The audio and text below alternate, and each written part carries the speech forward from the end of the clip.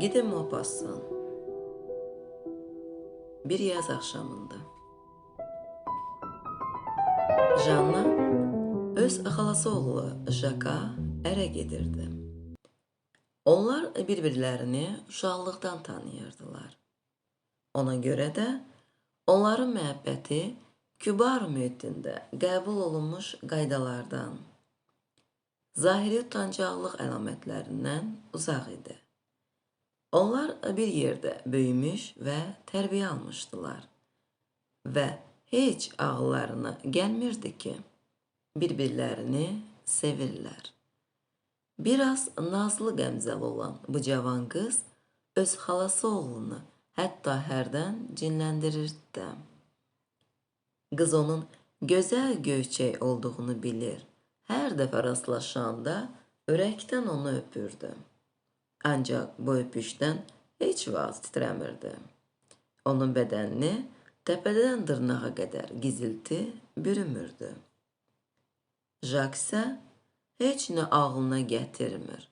Mənim xalam qızı çox mehriban, qəşəng qızdır, deyə düşünür və ona kişilərin gözəl qızlara bəslədiyi adi mehribanlıq hissi ilə yanaşırdı. Bundan o yana onun ağlına heç nə gəlmirdi. Amma bir dəfə Janna təsadüfən anasının xalasına, qarmış xalası Lizona yox, Albertaya dediyi bu sözləri eşitdi.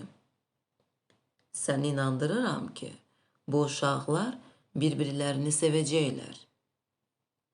Onların hərəkətləri bunu aşkarca göstərir. Mənə elə gəlir ki, Jak elə əsl mənim axtardığım kürəkəndir. Bundan sonra Janna öz xalası oğluna pərəstiş eləməyə başladı. Onu görəndə qızardı. Jak əlindən tutanda əlləri əsdi. Baxışları çarpazlaşanda gözlərini yerə dikdi. Bəzən nazlanaraq özünü öptürməyə çalışdı. Və nəhayət qızın bütün bu hərəkətlərini oğlan başa düşdü. O hər şeyi anladı və özündən razı aldı.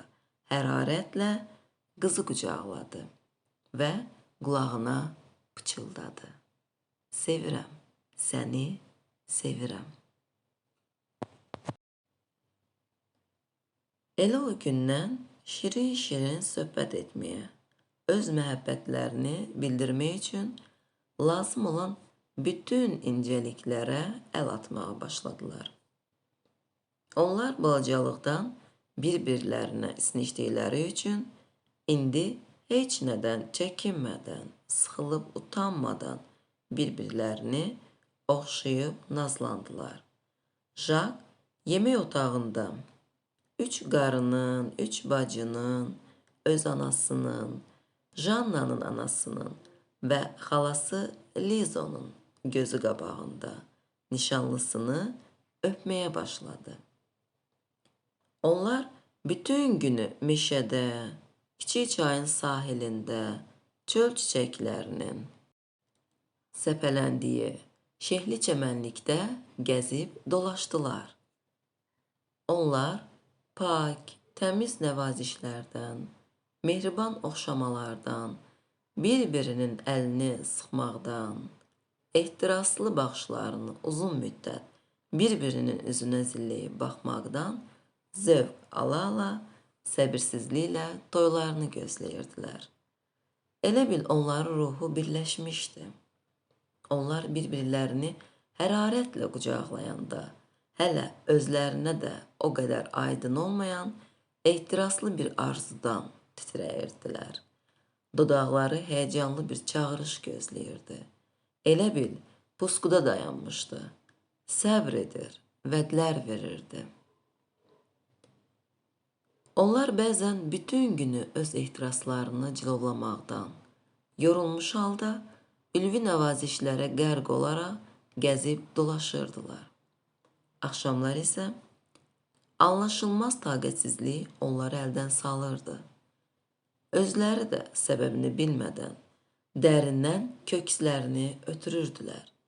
Bilmirdilər ki, bu köks ötürmələrin, ah çəkmələrin səbəbi gözləməkdən yorulmalarıdır. Analar və onların bacısı Lizon xala sevişən bu iki gəncin hərəkətlərini böyük bir riqqətlə izləyirdilər. Xüsusən Lizon xala onları görəndə çox mütəəssir olurdu. Bu balaca boy arvad az danışar, gözə görünməməyə çalışar və səssiz-küysüz dolanardı. O ancaq yemək vaxtı gələr, sonra da həmişə içəridən bağlı olan otağına çəkilərdi. Bu mehriban baxışlı, mehriban xasiyyətli bir qarı idi və evdə onu heç kəs saya salmazdı. Yüksək cəmiyyətdə müəyyən mövqe qazanmış olan iki dul bacı isə Lizona əhəmiyyətsiz bir varlıq kimi baxırdılar. Ona etinasız yanaşır, hörmətsizlik edir və özlərini elə aparırdılar ki, güya bütün bu saymamazlıq qarmış bir qıza hörmətdən irəli gəlirdi. Bu qarmış qız Fransada Beranger öz şeirləri ilə hakim olduğu dövrdə anadan olmuş. Ona görə də adını Liza qoymuşdular. Elə ki gördülər bu qız ərə getmir və heç vaxt getməyəcək. Onda adını dəyişib Lizon qoydular. İndi o Lizon xalaya üstü başı tərtəmiz, təvazökar, hətta öz qohumlarından belə utanan, həyalı bir qarıya çevrilmişdi. Bu qarını sevirdilər, ona isinişmişdilər. Həm də onu ürəkli, ağrıya-ağrıya, xeyirxah bir laqeydlə sevirdilər. Cavanlar heç vaxt onunla salamlaşmaq üçün yuxarı onun yanına çıxmırdılar. Onun yanına ancaq qulluqçu qız çıxırdı. Lizon xala lazım olanda onu aşağı çağırırdılar. Bu yazıq arvadın yeknəsək həyatının keçdiyi otağın harada olmasını heç düzəməlli bilən yox idi. Qarı heç kimə lazım deyildi. O olmayanda onu heç yada salıb haqqında danışan da olmurdu. Lizon bütün ömrü boyu, hətta ən yaxın adamların diqqətini belə cəlb etməyən, onlara yad olan, hətta öləndən sonra belə yeri görünməyən, hər gün gördüyü adamların qəlbində özünə yer tuta bilməyən, onlara qaynayıb qarışmağı bacarmayan, onların rəğbətini qazana bilməyən bir varlıq idi. O həmişə tələsi, xırdaca addımlarla addımlayar, heç vaxt səs salmaz, heç vaxt heç nəyə toxunmazdı. Elə bil toxunduğu şeylərə öyrətmişdi ki, səs salmasınlar. Elə bil onun əlləri yumşaq pambıqdan idi. Nəyə toxunurdusa, səs çıxmırdı. Lizon xala sözü şəkərqabı ya da qəhvədan sözü kimi işlədilər və cansız bir şey xatırladardı. Lut adlı it şübhəsiz daha çox yada düşür. Bir canlı kimi diqqət mərkəzində dayanırdı. Onu həmişə əzizləyir. Əziz Lut, sevimli Lut, balaca Lut deyə oxşayırdılar. Əgər onun başına bir iş gəlsə, şübhəsiz daha çox göz yaşı axıdardılar. Xala uşaqlarının toyu mayın axırında olmalı idi. Cavanlar əl-ələ verərək gözlərini bir-birindən çəkmədən, fikrən də, ruhən də qaynayıb qarışaraq yaşayırdılar. Bu il gec gələn, gecələr azacıq şaxtalarla keçən, səhərlər isə hər yerə qrov səpən, tez-tez dəyişib soyuyan yaz birdən-birə özünü bütün gücü ilə göstərirdi. Dumanlı olsa da, isti keçən bir neçə gündən sonra torpaq dərhal oyandı. Ağacların möcüzə olmuş kimi yarpaqları açıldı. Hər yeri təzəcə açılan güllərin, qönçələrin adamı məst edən zərif ətri bürüdü. Sonra bir dəfə günortadan sonra göyün üzündəki bütün buludları dağıdaraq qalib günəş göründü və çölləri nura qərq etdi. Onun şadlıq gətirən işığı hər yerə səpələndi, hər şeyə nüfuz etdi. Bitkilərə, heyvanlara can verdi. İnsanların qəlbini həyat eşqi ilə doldurdu. Quşlar qanadlarını çırpıb, çənələrini şaqqıldada oxumağa, bir-birlərini çağırıb, sevişməyə başladılar. Xoşbəxtliyin məst edici təsirindən meşələrin adamı qıcıqlandıran ətrinin oyatdığı yeni duyğulardan həyəcanlanaraq Janna ilə Jak utana-utana bir-birindən ayrılmağa cəsarət etmədən bütün günü qəsrin darvazası yanındakı skamyada oturub özlərini itirmiş halda qarşıdakı gölə, orada bir-birini qovan iri qu-quşlarına baxırdılar. Axşamlar onlar özlərini daha sərbəst hiss edirdilər. Nahardan sonra onların anaları otaqda oturub, çırağın saldığı dəyirmi işığın altında piket oynayırdılar. Lizon xala isə kasıblar üçün corab toxuyurdu. Cavanlar qonaq otağının açıq pəncərəsi qabağında oturub sakitcə söhbət edirdilər. Gölün o üzündə böyük bir meşə üfüqə qədər uzanıb gedirdi. Birdən uca ağacların təzə yarpaqları arasından ay boylandı. Ayın çöhrəsini örtən və onun yuvarlaq səthinə yapışmış kimi görünən yarpaqların arasından yavaş-yavaş yuxarı qalxdı. Ulduzları solğunlaşdırdı. Xəyalpərvər, şairlər və sevgililər üçün əziz olan, insanların qəlbini şirin xəyallar, arzularla dolduran solğun ziyasını kainatın üstünə səpələdi. Cavanlar əvvəlcə aya tamaşa etdilər. Sonra gecənin füsunkar gözəlliyi, ayın ziyası altında parıldayan kollar, çiçəkli yaşıllıqlar onları özünə cəlb etdi. Onlar sakitcə evdən çıxdılar. Gölə qədər uzanan və qaranlıqda parıldayan çəmənliyin yaxası boyu gəzişməyə başladılar. Bacılar 4 əl piket oynadılar və gördülər ki, yuxuları gəlir. Oyunu dayandırıb yatmağa hazırlaşdılar. Uşaqları çağırmaq lazımdır, deyə onlardan biri dilləndi. O biri isə solğun üfüqə və asta-asta gəzişən iki kölgəyə baxıb etiraz etdi. Dəymə, qoy gəzsinlər, hava gözəldir. Lizon onları gözləyər. Elə deyilmi, Lizon?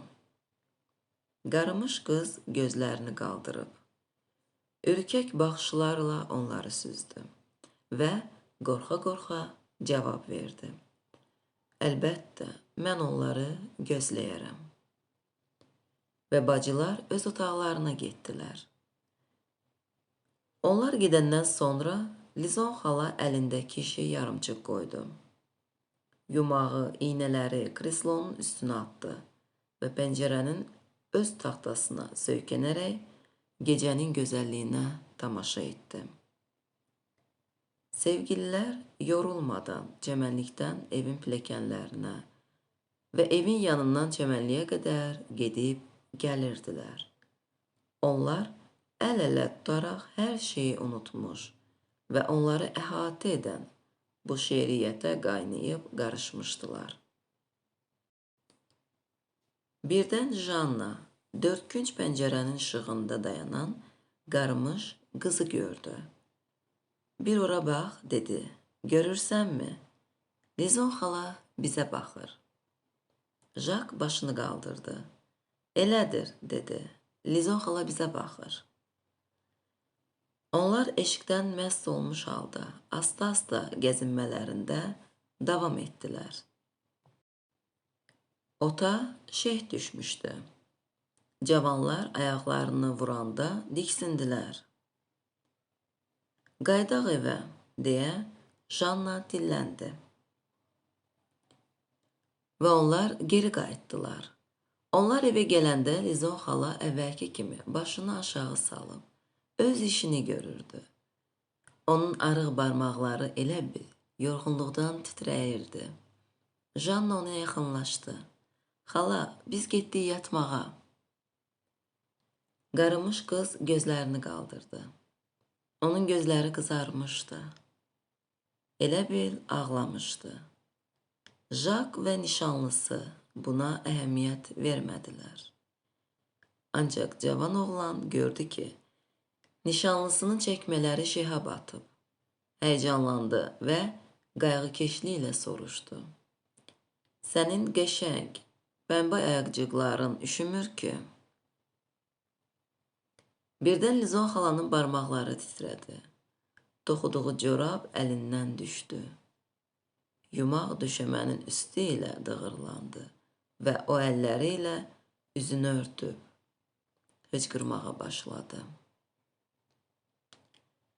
Cavanlar onun yanına qaçdılar. Bu haldan özünü itirmiş Janna xalasının qabağında diz çöktü.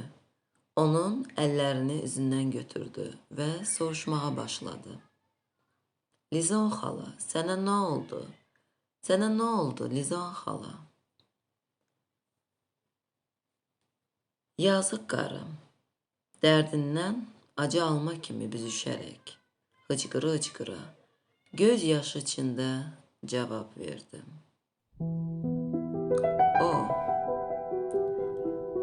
O səndən soruşdu ki, sənin qəşəng, pəmbə ayaqcıqazların üşümədi ki, heç kəs, heç vaxt mənə bu cür söz deməyib, heç vaxt.